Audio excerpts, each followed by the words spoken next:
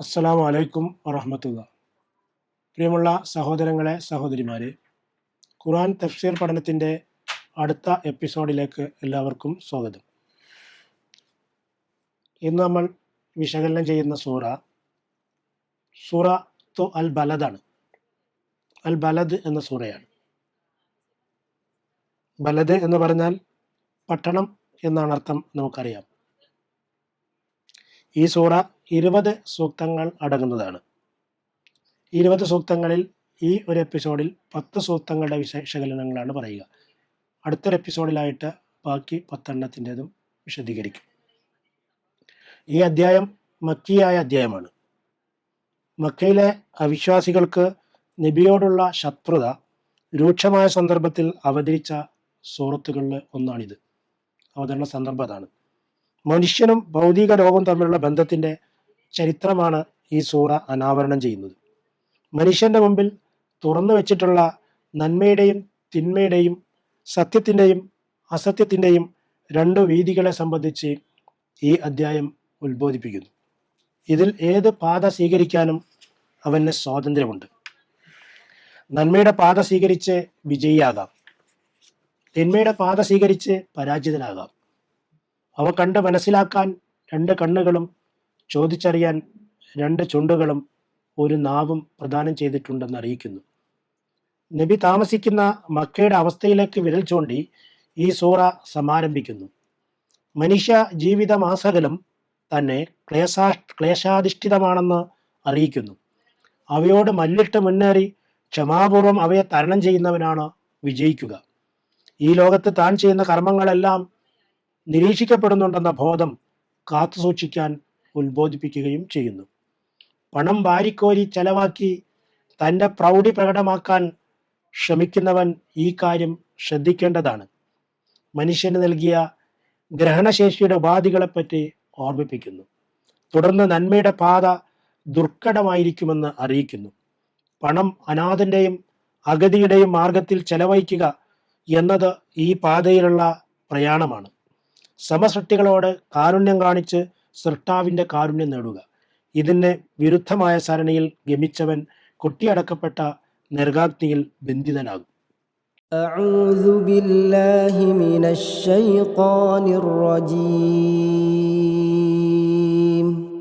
بسم الله الرحمن الرحيم. لا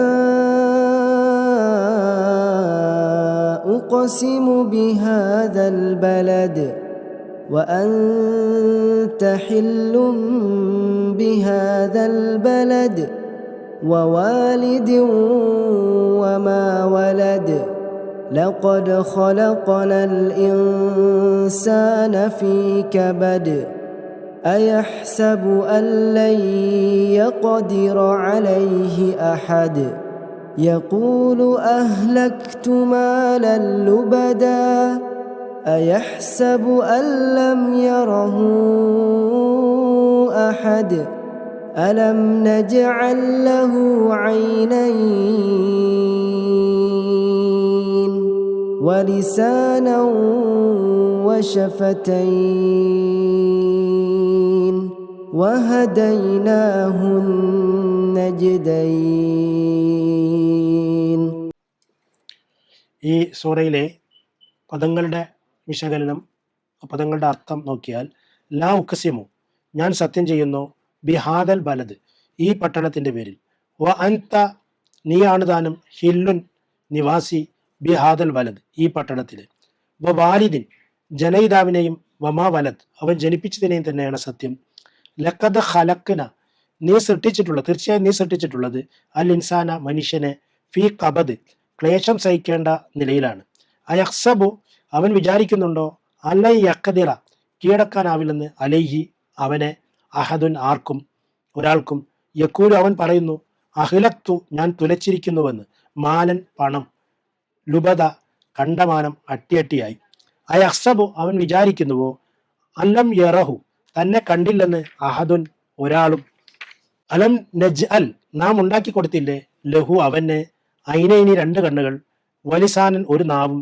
വഷഫത്തൈൻ, 2 ചുണ്ടുകളും, വഹദൈനാഹു, അവൻ്റെ നാം കാട്ടിക്കൊടുക്കുകയും ചെയ്തിരിക്കുന്നു. ആ നജിദൈൻ വ്യക്തമായ രണ്ട് വഴികൾ.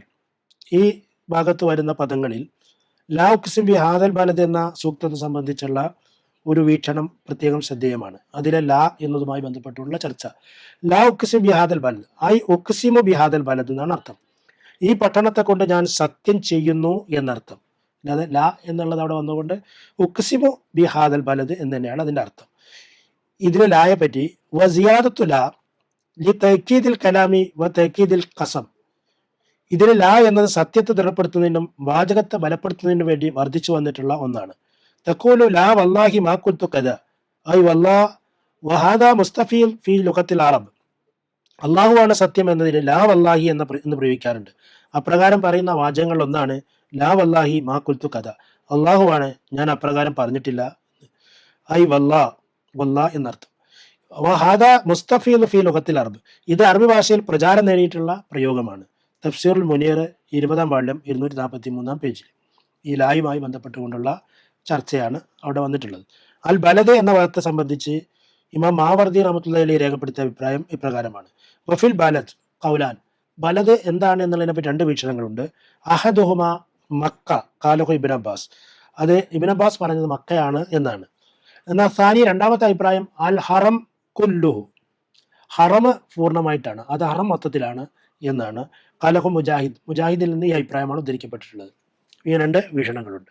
ലുബദ്, ലുബദൻ മാലൽ ലുബദ എന്ന് പറഞ്ഞല്ലോ, അതിലെ ലുബദ് എന്ന പദത്തെ സംബന്ധിച്ച് മാവർദി ഇതുപോലെ തന്നെ രണ്ട് അഭിപ്രായങ്ങളെ രേഖപ്പെടുത്തിയിരിക്കുന്നു. അതിലൊന്ന് അഹദുഹ യഅനി കസീറ, ധാരാളം എന്നർത്ഥം. രണ്ടാമത്തെ സാനി മുജ്തമിയൻ ബാദുഹു അലാ ബാദ്, അട്ടിയായി എന്നർത്ഥം. ഇതാ നുഖത്തു വൽ ഉയൂൻ 6-ാം വാള്യം 274-ാം പേജിൽ രേഖപ്പെടുത്തിയിരിക്കുന്നു. ഇനി ഈ സൂറയിലുള്ള സൂക്തങ്ങളുടെ ഒന്നിച്ചുള്ള അർത്ഥം ലാ ഉക്സിം ബി ഹാദൽ ബലദ്, ഈ പട്ടണത്തിന്റെ പേരിൽ ഞാൻ സത്യം ചെയ്യുന്നു. വ അൻത ഹില്ലും ബി ഹാദൽ ബലദ്, നീ ആകട്ടെ ഈ പട്ടണത്തിലെ നിവാസിയാണ് താനും. വ വാലിദിം വമാ വലദ്, ജനയിതാവിനെയും അവൻ ജനിപ്പിക്കുന്നതിനെയും തന്നെയാണ് സത്യം. ലഖദ് ഖലഖനൽ ഇൻസാന ഫീ കബദ്, തീർച്ചയായും മനുഷ്യനെ നാം സൃഷ്ടിച്ചിട്ടുള്ളത് ക്ലേശം സഹിക്കേണ്ട നിലയിലാകുന്നു. അയഹ്സബു അല്ല യഖ്ദിറ അലൈഹി അഹദ്, തന്നെ ആർക്കും കീഴടക്കാനാവില്ലെന്ന് അവൻ വിചാരിക്കുന്നുണ്ടോ? യഖൂലു അഖിലത്തു മാലൽ ലുബദ, അവൻ പറയുന്നു കണ്ടമാനം പണം ഞാൻ തുലച്ചിരിക്കുന്നുവെന്ന്. അയഹ്സബു അല്ലം യറഹു അഹദ്, തന്നെ ആരും കണ്ടിട്ടില്ലെന്ന് അവൻ വിചാരിക്കുന്നുവോ? അലം നജ്അൽ ലഹു ഐനൈൻ വലിസാനം വശഫത്തൈൻ, നാം അവന് രണ്ട് കണ്ണുകളും ഒരു നാവും രണ്ട് ചുണ്ടുകളും ഉണ്ടാക്കി കൊടുത്തിട്ടില്ലേ? വഹദൈനാഹു നജ്ദൈൻ, വ്യക്തമായ രണ്ട് വഴികൾ അവന് നാം കാട്ടിക്കൊടുക്കുകയും ചെയ്തിരിക്കുന്നു. ഇതാണ് ഈ സൂറയുടെ സൂക്തങ്ങളുടെ അർത്ഥം, ഈ 10 വാക്യങ്ങളുടെ. ഇനി ഇതിൻ്റെ വിശകലനം നമുക്ക് ഇപ്രകാരം മനസ്സിലാക്കാവുന്നതാണ്. മക്ക പട്ടണങ്ങളുടെ മാതാവാണ്. മഹാനായ ഇബ്രാഹിം നബി അലൈഹി സ്വലാത്തു വസ്സലാമയുടെ പാദസ്പർശമേറ്റ നാട്, ഇസ്മായിൽ നബി അലൈഹി സ്വലാത്തു വസ്സലാം വളർന്ന നാട്, പരിശുദ്ധ കാബാലയം കുടികൊള്ളുന്ന നാട്. ഈ നാട് നിർഭയത്വത്തിൻ്റെ ഗേഹമാണ്. ഇവിടെയാണ് മഹാനായ നബി തിരുമേനി നിവസിക്കുന്നത്. ഈ നിർഭയ നാട്ടിലാണ് സത്യത്തിൻ്റെ വൈരികൾ ഈ പ്രവാചകനെ ആക്രമിച്ച് അരക്ഷിതനാക്കിയത്. ഈ നാടിനെയും മനുഷ്യകുലത്തെ ആസകലത്തെയും മുൻനിർത്തി ഞാൻ നിങ്ങളെ തെര്യപ്പെടുത്തുകയാണ്. മനുഷ്യരായ നിങ്ങൾ ക്ലേശം സഹിക്കേണ്ട പ്രകൃതത്തിലാണ് സൃഷ്ടിക്കപ്പെട്ടിട്ടുള്ളത്. ഉമ്മയുടെ ഗർഭാശയത്തിൽ നിന്ന് തുടങ്ങിയ ക്ലേശത്തിൻ്റെ പ്രയാണം ഭൂമിയുടെ അകത്തളങ്ങളിൽ അടക്കം ചെയ്യുന്നതുവരെ തുടരുന്നു. എന്നാൽ ഈ ക്ലേശങ്ങളിൽ സഹനം അവലംബിക്കുന്നവനാണ് വിജയി. അതിനാൽ പ്രബോധകരെ, നിങ്ങൾ അനുഭവിക്കുന്ന ക്ലേശങ്ങളിൽ സഹനം അവലംബിക്കുക. എന്നാൽ ജീവിതത്തിൻ്റെ നശ്വരതയെപ്പറ്റി ആലോചിക്കാത്തവൻ തന്നെ കീഴടക്കാൻ ആർക്കുമാവില്ലെന്ന് ധരിക്കുന്നു. താൻ അജയ്യനാണെന്ന ധാരണയോടെ കുതിക്കുന്നു. താൻ വാരി വിതർന്ന നോട്ടുകെട്ടുകളുടെ കൂമ്പാരത്തിൽ ഉന്മത്തനായിത്തീരുന്നു. പണത്തിൻ്റെ മീതെ പറക്കുന്ന പരുന്തുമില്ലെന്ന് അവൻ ധരിക്കുന്നു. എല്ലാം പണം കൊണ്ട് നേടാവുന്നത്, എല്ലാം ധനത്തിൻ്റെ ഇന്ദ്രജാലം. എന്നാൽ തൻ്റെ ധനത്തിൻ്റെ സ്രോതസ്സുകൾ ഏത് സമയവും തകരാവുന്നതാണെന്ന് അവൻ ധരിക്കുന്നില്ല. തന്നെയോ തൻ്റെ ചെയ്തികളെയോ ആരും നിരീക്ഷിക്കുന്നില്ലെന്ന് അവൻ ധരിക്കുന്നു. എന്നാൽ മനുഷ്യ, നീ മനസ്സിലാക്കുക, നിന്നെ സദാ വീക്ഷിക്കുന്ന സൃഷ്ടാവിൻ്റെ ദൃഷ്ടിയിൽ നിന്ന് നിനക്കൊരിക്കലും മറഞ്ഞു നിൽക്കാനാവില്ല. അവനാണ് നിനക്ക് കാണാൻ 2 കണ്ണുകളും ആശയവിനിമയം നടത്താൻ ഒരു നാവും 2 ചുണ്ടുകളും പ്രദാനം ചെയ്തവൻ. അവൻ നിനക്ക് വ്യക്തമായി ദർശിക്കാവുന്ന വിധം നന്മയുടെയും തിന്മയുടെയും സരണികൾ ചൂണ്ടിക്കാട്ടി തരികയും ചെയ്തിരിക്കുന്നു. അതിനാൽ നിന്റെ ജ്ഞാനേന്ദ്രിയങ്ങൾ ഉപയോഗിച്ച് നന്മയുടെ സരണി തിരഞ്ഞെടുക്കുക. അതിലൂടെ ജീവിത നൗകയെ മുന്നോട്ട് നയിക്കുക. അപ്പോൾ ജീവിതം എന്നുള്ള ഈ മഹാപ്രയാണത്തെ അപകടപ്പെടാത്ത രീതിയിൽ അഹങ്കാരത്തിൻ്റെയും അഹന്തയുടെയും തലങ്ങളിലേക്ക് കൊണ്ടുപോകാതെ തൻ്റെ പണത്തിൻ്റെ പേരിലുള്ള ചങ്കൂറ്റം പ്രകടമാക്കി സ്വയം നഷ്ടപ്പെട്ടു പോകാത്തവനായി തീരാൻ വേണ്ടി പരിശ്രമിക്കുകയാണ് വേണ്ടതെന്നും വിനയാന്വിതനായി ജീവിക്കുകയാണ് വേണ്ടതെന്നും പ്രവാചകനെ ഈ നാട്ടിൽ ഉപദ്രവിക്കുന്നതിന് അതിൽ നിന്ന് വിരമിക്കുകയാണ് ശത്രുക്കൾ ചെയ്യേണ്ടതെന്നും ഒക്കെയുള്ള കാര്യങ്ങൾ ഈ സൂറയിൽ വരുന്നു. അതുപോലെ ഈ സൂറ മറ്റുള്ള എല്ലാ വിശ്വാസികളുടെ മുന്നിലും ഇത്തരത്തിലുള്ള ആശയങ്ങൾ കൊണ്ട് നമ്മുടെ എല്ലാം മനസ്സിലേക്ക് കടന്നു കയറുകയാണ്. പരിശുദ്ധ ഖുർആൻ ജീവിതം ഒരു പരീക്ഷണമാണെന്ന് സൂറ ദഹ്റിൽ വ്യക്തമാക്കുന്നുണ്ട്. അത് ഇതിനോടൊപ്പം ചേർത്ത് വെച്ച് മനസ്സിലാക്കാവുന്നതാണ്. ഇന്നാ ഖലഖനൽ ഇൻസാന മിൻ നുത്ഫത്തിൻ അംശാജിൻ നബ്തലിഹി ഫജഅൽനാഹു സമീഅൻ ബസീറ. കൂടിച്ചേർന്നുണ്ടായ ഒരു ബീജത്തിൽ നിന്ന് തീർച്ചയായും നാം മനുഷ്യനെ സൃഷ്ടിച്ചിരിക്കുന്നു. ഇന്നാ ഹദൈനാഹു, നാം അവനെ പരീക്ഷിക്കുന്നതിനായിട്ട്, അങ്ങനെ അവനെ നാം കേൾവിയുള്ളവനും കാഴ്ചയുള്ളവനുമാക്കിയിരിക്കുന്നു. ഫജഅൽനാഹു സമീഅൻ ബസീറ. ഇന്നാ ഹദൈനാഹു സബീല ഇമ്മാ ശാക്കിറൻ വ ഇമ്മാ കഫൂറ. തീർച്ചയായും നാം അവന് വഴി കാണിച്ചു കൊടുത്തിരിക്കുന്നു. എന്നിട്ട് ഒന്നുകിൽ അവൻ നന്ദിയുള്ളവനാകുന്നു അല്ലെങ്കിൽ നന്ദി കെട്ടവനാകുന്നു. സൂറ ദഹ്ർ 2-3 വാക്യങ്ങൾ. അപ്പോൾ ഇതിൽ നിന്ന് മനുഷ്യന്റെ ഈ ജീവിതം എന്ന് പറയുന്നത് പരീക്ഷണാർത്ഥമുള്ളതാണ്. അതിനാൽ തന്നെ അത് പരീക്ഷണാർത്ഥമുള്ളതാണ്. അതിൽ പണം കിട്ടിയാലും ദരിദ്രനായാലും രണ്ടും തൻ്റെ ജീവിതത്തിൻ്റെ പരീക്ഷണമാണ് എന്ന് മനസ്സിലാക്കിക്കൊണ്ട് നന്മയെയും തിന്മയെയും വേർതിരിച്ച് മനസ്സിലാക്കി മുന്നോട്ട് പോകാൻ തൻ്റെ ഇന്ദ്രിയ ശക്തി ഉപയോഗപ്പെടുത്തണം എന്നുള്ളതാണ് അള്ളാഹു ഈ ഭാഗത്തിലൂടെ നമുക്ക് നൽകുന്ന വിശദീകരണം. ഇതേപോലെ മറ്റൊരു വാക്യത്തിൽ സൂറ ഷംസ്, നമ്മൾ നേരത്തെ വിശദീകരിച്ചിട്ടുള്ള ഷംസിലെ 7 മുതൽ 10 വരെയുള്ള വാക്യങ്ങൾ ഇതുമായി ചേർത്ത് വെച്ച് വായിക്കാവുന്നതാണ്. നന്മയുടെയും തിന്മയുടെയും വഴികൾ മനുഷ്യപ്രകൃതിയിൽ അടക്കം ചെയ്യപ്പെട്ടതാണെന്ന് അവിടെ വ്യക്തമാക്കിയിട്ടുണ്ട്.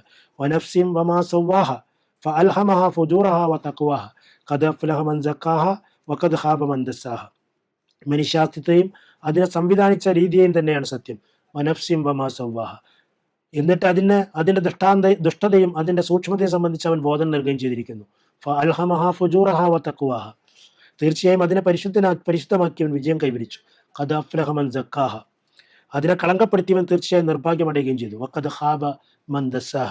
അതിനാൽ തന്നെ നമ്മളുടെ മനസാക്ഷി നമുക്ക് നൽകുന്ന ഒരു സന്ദേശമുണ്ട്. ആ സന്ദേശം പടച്ചവൻ നൽകിയിട്ടുള്ള വിശുദ്ധ ഖുർആന്റെ സന്ദേശവുമായി പൂരകമായി പോകുന്നതാണ്. അതിനാൽ തന്നെ പരിശുദ്ധ ഖുർആന്റെ സന്ദേശത്തെ ഉയർത്തിപ്പിടിച്ച് മനസാക്ഷിയുടെ വെളിച്ചത്തിലൂടെ മുന്നോട്ട് പോകാൻ ശ്രമിക്കുക. മനസാക്ഷിയെ വഞ്ചിക്കാതിരിക്കുക. അതുപോലെ തന്നെ മനസ്സിൻ്റെ നന്മയുടെ തേട്ടങ്ങളെ തള്ളിക്കളഞ്ഞ് മനസ്സിൽ പിശാച് ഉദ്ദീപിപ്പിക്കുന്ന തിന്മയുടെ തേട്ടങ്ങളുടെ പിന്നാലെ പോകാതിരിക്കാൻ വേണ്ടി പരിശ്രമിക്കുകയും ചെയ്യുക. ഈ വക കാര്യങ്ങളാണ് ഈ സൂറ നമ്മുടെ മുമ്പാകെ വെക്കുന്നത്. അതിനാൽ തന്നെ പരിശുദ്ധ ഖുർആനിൻ്റെ ഇതുപോലുള്ള അധ്യായങ്ങളും വാക്യങ്ങളും ഒക്കെ പഠിച്ച് പരിശുദ്ധ ഖുർആൻ്റെ വെളിച്ചം സ്വീകരിച്ച് ജീവിതത്തെ ശരിയായ രീതിയിൽ മുന്നോട്ട് കൊണ്ടുപോകുന്ന വിശ്വാസികളുടെയും വിശ്വാസിനികളുടെയും കൂട്ടത്തിൽ ഉൾപ്പെടാൻ വേണ്ടി നമ്മൾ പരിശ്രമിക്കുക. അള്ളാഹു അതിനുള്ള തൗഫീഖ് നൽകി നമ്മെ അനുഗ്രഹിക്കുമാറാകട്ടെ.